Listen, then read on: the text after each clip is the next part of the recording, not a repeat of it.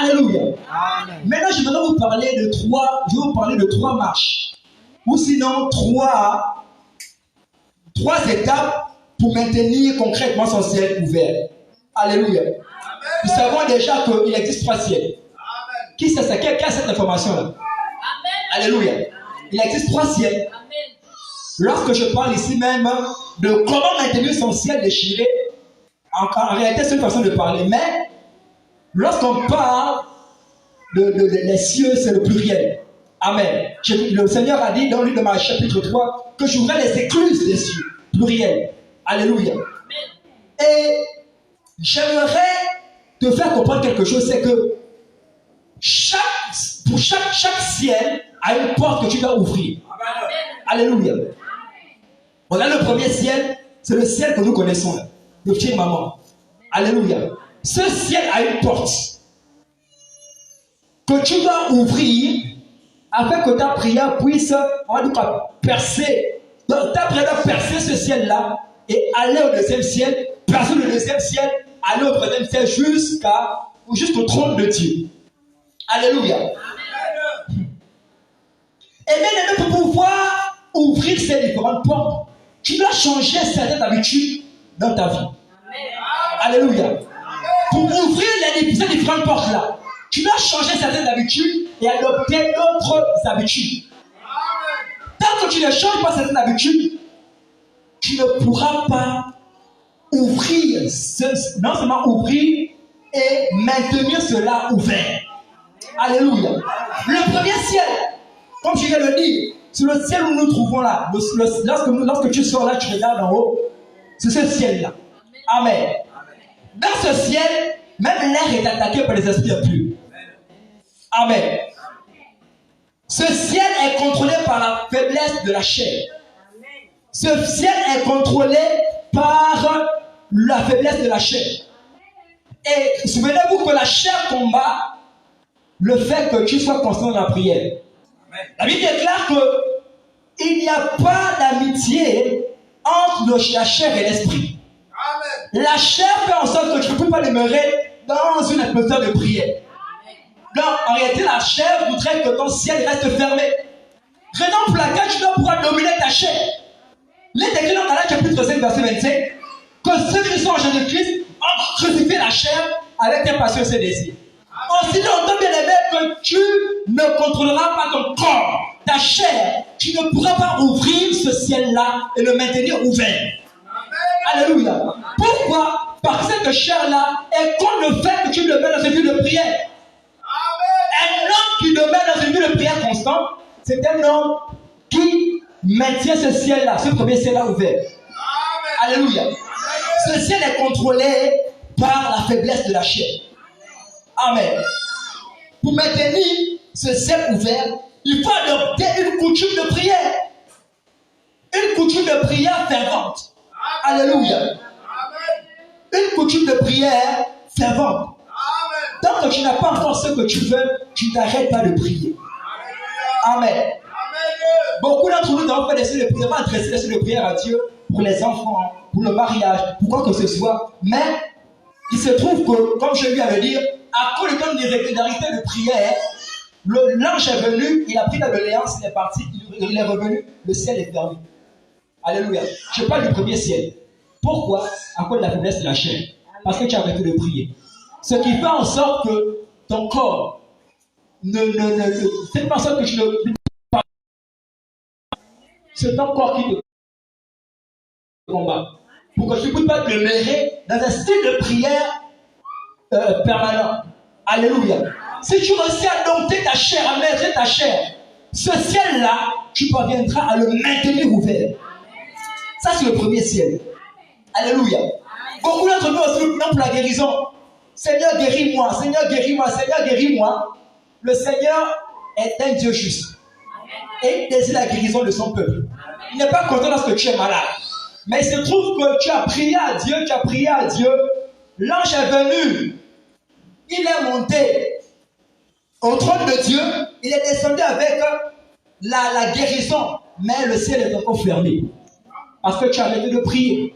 Alléluia. Je prie pour toi dans la puissance de Jésus-Christ. Que le Seigneur t'accorde la grâce de dompter ta chair au nom puissant de Jésus de Nazareth. Amen. Alléluia. Amen. Tu dois prier en tout temps. Tu dois prier à tout moment. Tu dois demeurer dans la prière. Alléluia. Amen. Tu dois dominer ta chair. Imposer à ta chair un style de prière. Imposer à ta chair une coutume de prière. Alléluia. Partout où tu es, tu pries. Tu pries même en langue. Alléluia. Vous avez la particularité de prier, de parler de la prière en langue. Vous savez, c'est un nom fabuleux. La prière en langue fait en sorte que même si tu es distrait, mais tu pries à Dieu. Amen. Alléluia. Amen. Parce que lorsque tu pries en langue, ton intelligence est stérile.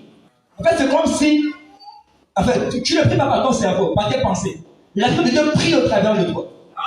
Donc, peu importe les distractions qui peuvent venir, mais l'Esprit de Dieu est en train de prier par l'Esprit de Dieu. Alléluia. Tu peux être là comme ça, rabâcher, que les blancs te disent bonjour, bonjour. Rabâcher, que tu continues de prier. Tu es dans le véhicule, tu peux rabasser, rébaucher. On va te prendre pour un fou. Alléluia. Mais tu es en train de prier en langue. Amen. Si tu parviens à prier en langue, sache que le parler en langue, la prière en langue, c'est un outil efficace pour maintenir le ciel ouvert. Voilà pourquoi moi, il ne fait plus les prières en français. Lorsque je suis chez moi, lorsque je prie, ce n'est qu'en langue que je prie. Rarement je prie en français. Je prie seulement en langue. Je vais à l'école, je prie en langue. Je monte dans le véhicule, je prie en langue. Même avant de manger, je prie en langue. Alléluia. Pour maintenir le ciel ouvert. Amen. Et avant de pouvoir parler du deuxième ciel, je vais d'abord parler du troisième ciel. Et après, je reviendrai au deuxième ciel. Alléluia. Donc le premier ciel, pour ouvrir cette porte-là, c'est par la vie de prière, une vie de prière fervente. C'est par le fait que tu domines ta chair. À partir de ce moment-là, la porte du premier ciel te sera ouverte. Alléluia. Qu'en est-il maintenant du troisième ciel? Je vais d'abord parler du troisième ciel, après je vais parler du deuxième ciel. Le troisième ciel, c'est le ciel où réside Dieu lui-même. Alléluia. C'est le ciel où il y a le trône de Dieu lui-même. Chaque fois que tu pries, tu dois pouvoir t'humilier. Ce qui ouvre la porte du ciel de Dieu, c'est l'humilité. Alléluia. Lorsque tu pries à Dieu, tu vas pouvoir t'humilier. Vous savez, en ce qui concerne les verrous de cette porte-là, ce n'est pas le diable qui détient cela. C'est Dieu lui-même. Il se trouve que Dieu résiste à beaucoup de personnes parce qu'elles ne sont pas humbles dans la prière. Lorsque tu pries, humilie-toi. Lorsque tu t'humilies en présence de l'Éternel, cela parvient à ouvrir la porte de ce troisième ciel. Alléluia. Et vous savez, bien aimé, l'humilité, la Bible déclare que l'humilité, ceux qui sont humbles sont élevés. Alléluia. Et les orgueilleux, Dieu les résiste. Beaucoup d'entre nous, tu pries, mais tu n'as pas une posture, comment je vais dire, d'humilité en présence de l'Éternel. Et à cause de ça, le Seigneur te résiste quelquefois. Parce que tu n'es pas humble. Souvenez-vous de Jésus-Christ. La montagne, il était à Gethsemane. La Bible déclare qu'il s'est humilié devant Dieu. Daniel, la même chose. Lorsque la recommandation est sortie, qu'on doit adorer le veau, on doit adorer la statuette de Nebuchadnezzar. Cet homme-là a refusé d'adorer, mais il priait son Dieu 3 fois par jour. Alléluia.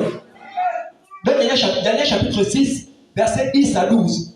Une posture de prière. Allez-y regarder. Alléluia.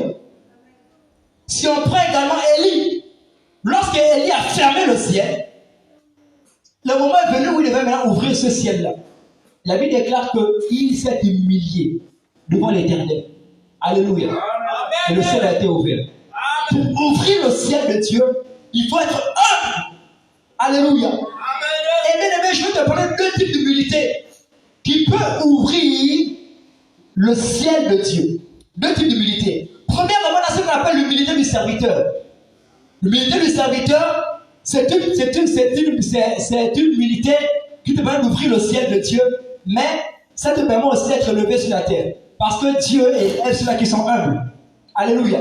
L'humilité du serviteur, ça t'élève sur la terre et ça ouvre le ciel.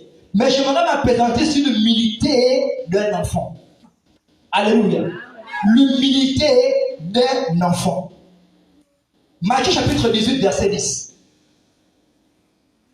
Matthieu chapitre 18, verset 10. On va également prendre Matthieu 19, verset 13.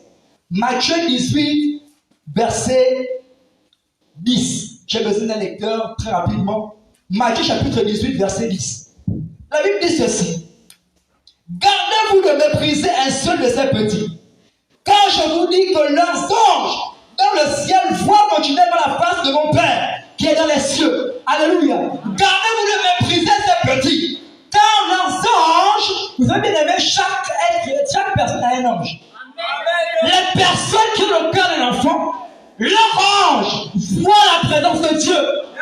Alléluia. Lorsque tu préviens quelqu'un d'un enfant, ton ange voit la présence de Dieu. Lorsque tu pries, Seigneur, je veux ça.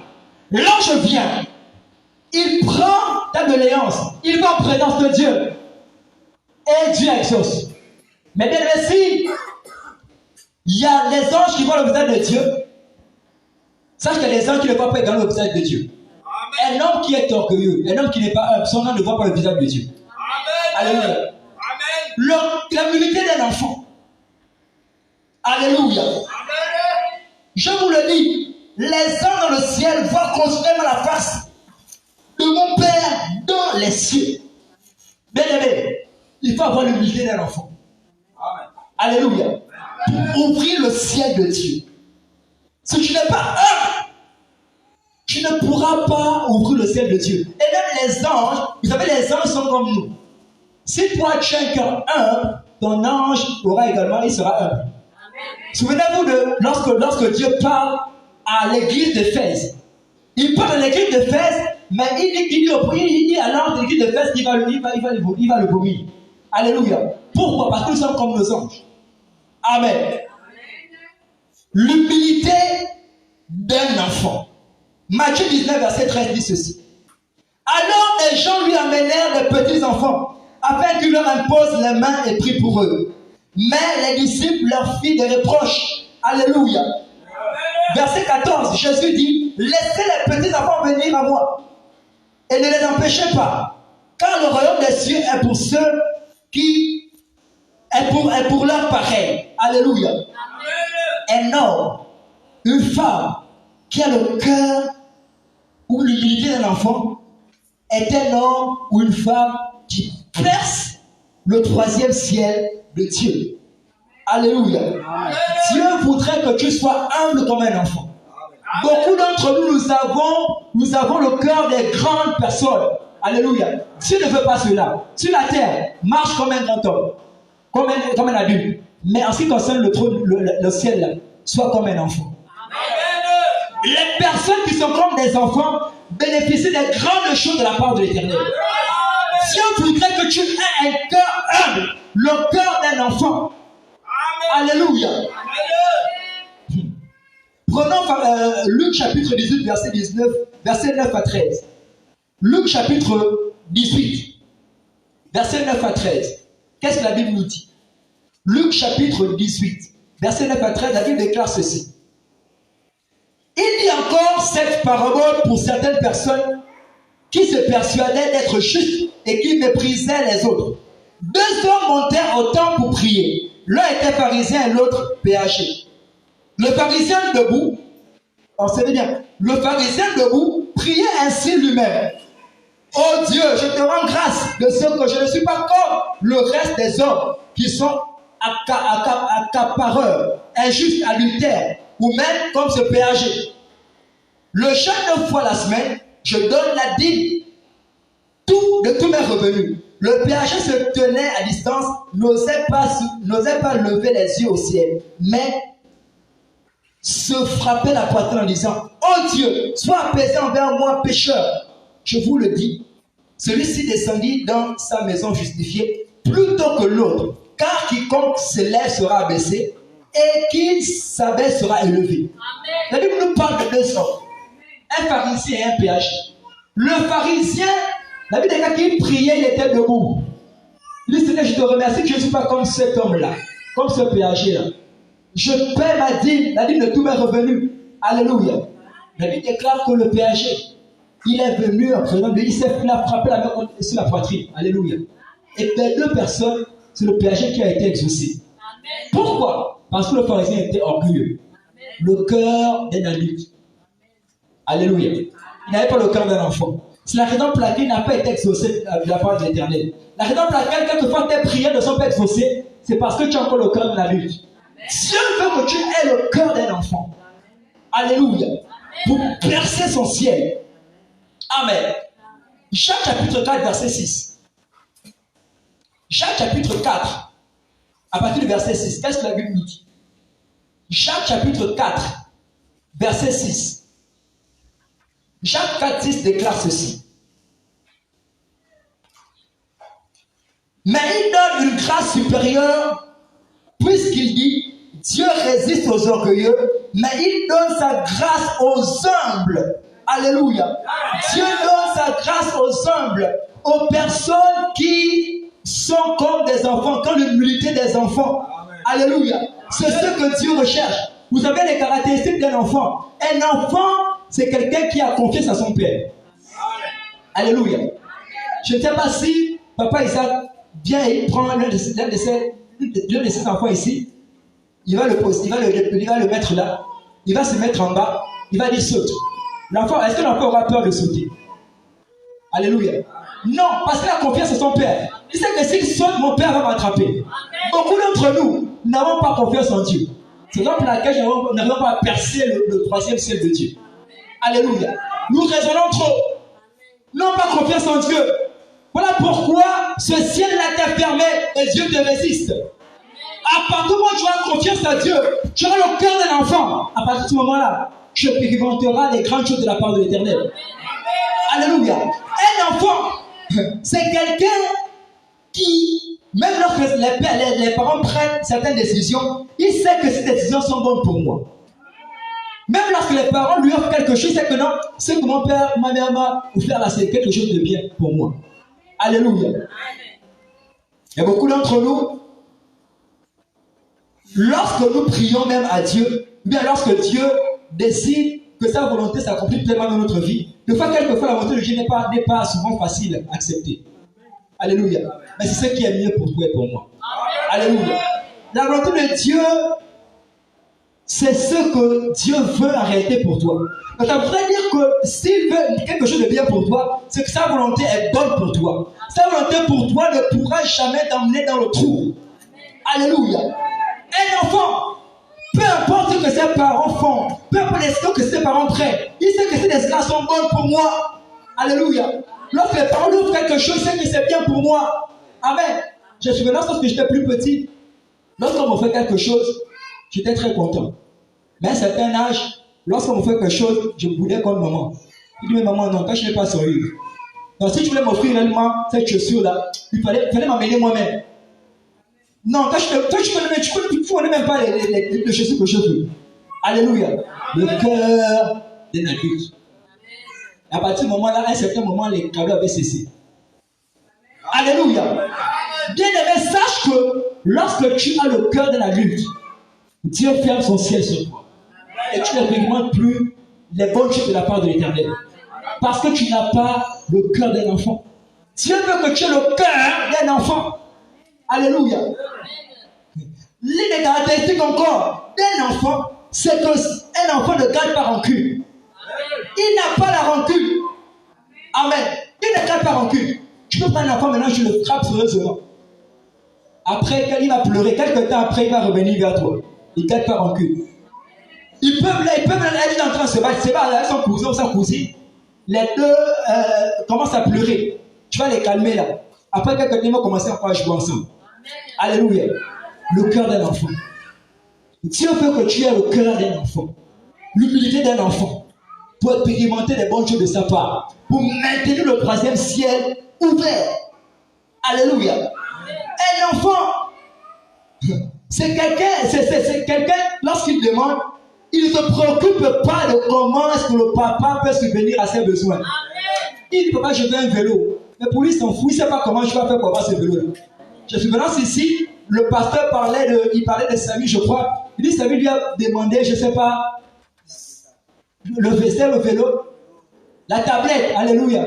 Mais est-ce que Samy sait comment est-ce que la situation financière de son papa? Il ne connaît pas. Pour lui, je veux seulement ma tablette. Il ne se préoccupe pas. Beaucoup d'entre nous demandons des choses à Dieu. Mais non, mais est-ce que non, tu vas même faire ça comment? Ce que je demande, est-ce que tu vas faire ça comment, Seigneur? Tu es sûr que tu peux réellement faire ça? Le cœur d'un adulte. Ça ferme le ciel de Dieu. Amen. Alléluia. Amen. Le cœur d'un enfant, tu demandes à Dieu et tu dis, Seigneur, je ne sais pas comment tu vas faire, mais ce que je veux faire, c'est ce que tu vas faire. Amen. Je suis maintenant, je dois voir ce témoignage-là. Lorsque j'ai fait les cours des disciples, et je vais déjà commencer la première année de cours des disciples.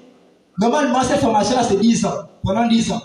Donc, vous étudiez un seul livre, vous avez 10 livres. Vous étudiez un seul livre en un an. Ma promotion, ils ont été un peu, ils ont été un peu cléments. Et on a fait ça en 10 mois. Donc, pendant les 10 mois, on a étudié tous les 10 livres. Alléluia. Amen. Voilà ça, on dit à Dieu, mon papa était passé par là et j'avais déjà tous mes livres. Maintenant, il fallait payer la scolarité. Tu payes la scolarité. Lorsqu'on va te graduer, tu dois payer la touche. Alléluia. Le moment est venu, on devait mettre les noms pour se faire inscrire. Tu n'as pas d'argent. Tu dis, Seigneur, tu es mon Père. Le rôle de tout papa, c'est d'envoyer son enfant à l'école et payer sa scolarité. Même si tu veux descendre du ciel, tu veux descendre payer ma scolarité. Tu m'aurais mettre mon nom. Tu me suis en foutu, comment est-ce que Dieu devait faire pour payer? Alléluia. Gloire soit rendue à Dieu, on a fait, les listes sont sorties. J'ai pris connaissance de mon campus, j'ai commencé les cours. Première année, deuxième année, troisième année, quatrième année, cinquième année. L'un de l'enseignant, il est venu vers moi, il m'a dit, mon fils, comment tu vas? Je dis, je vais bien, papa. Bon, je vais faire comment pour ta scolarité là? J'ai dit, mais je ne sais pas. Il dit, je prends la charge de payer ta scolarité. Il a payé toute ma scolarité. Lorsqu'on m'a gradué ma touche, il a payé. Mon diplôme, il a payé. Alléluia. Pourquoi? Parce que j'ai le cœur d'un enfant, l'humilité d'un enfant. Et le ciel de Dieu a été ouvert. Et rassurez bien aimé, ce ciel n'est pas encore fermé. Parce que je continue d'avoir le cœur d'un enfant. Voilà pourquoi je veux de faveur en faveur. J'expérimente des grandes choses de la part de l'Éternel. Pourquoi? Parce que j'ai le cœur d'un enfant. Alléluia. Dieu veut que tu aies le cœur, l'humilité d'un enfant. Pour ouvrir et déchirer, maintenir le ciel de Dieu ouvert en permanence sur ta vie. Alléluia. Amen. Un enfant bien-aimé. Ah. Dieu aime beaucoup les enfants, vous savez. Amen. La Bible déclare que le royaume des cieux appartient à ceux qui sont semblables à eux. Ça veut dire que pour entrer au ciel là, si tu vas aller avec le cœur d'un adulte, tu ne pourras pas rentrer au ciel. Tu entres au ciel avec le cœur d'un enfant. L'humilité d'un enfant. Alléluia. Je me souviens un témoignage. Le témoignage d'un serviteur de Dieu. Et il avait déjà 6 enfants. Il vivait dans une on va dire quoi? Un petit studio. 6 enfants. Il y avait même des moments où, deux fois, parce que les enfants commençaient à grandir, les réveils souvent que les frères, même devant les sœurs, nus et tout ça, parce que c'était petit. Les enfants grandissaient. Alléluia. Il a fait une prière à Dieu. Il dit, Seigneur, moi je veux une maison. Il gagnait seulement que 200 000. Seigneur, je veux que tu me donnes une maison, une plus grande maison. Une maison où je vais vivre avec ma femme et tous mes enfants. Alléluia. Amen. Et Dieu va lui dire, va voir ton frère. Il ne se parlait pas, il n'y avait pas d'entente avec son frère. Mais Dieu va lui dire, va voir ton frère. Et là, un matin, il s'est levé très tôt le matin. Il est arrivé chez son frère. Son frère avait des immeubles. Vraiment un grand homme d'affaires. Il était vraiment leader dans l'immobilier. Et il va aller chez son frère. Il ne va même pas dire bonjour. Lorsque le frère va ouvrir la porte, il va dire, je veux une maison. Le frère, son grand frère va faire appel à la femme. Viens, chérie, viens. Il demande à la femme, qu'est-ce que je t'ai dit hier? La femme dit que hier on parlait et tu m'as dit que non, parmi tes maisons, là, une maison que tu vas prendre pour donner à ton frère. Il dit, mais voici ce qu'il vient à peine de me demander là. Alléluia. Amen. Dieu a agi favorablement parce que le cœur de l'enfant.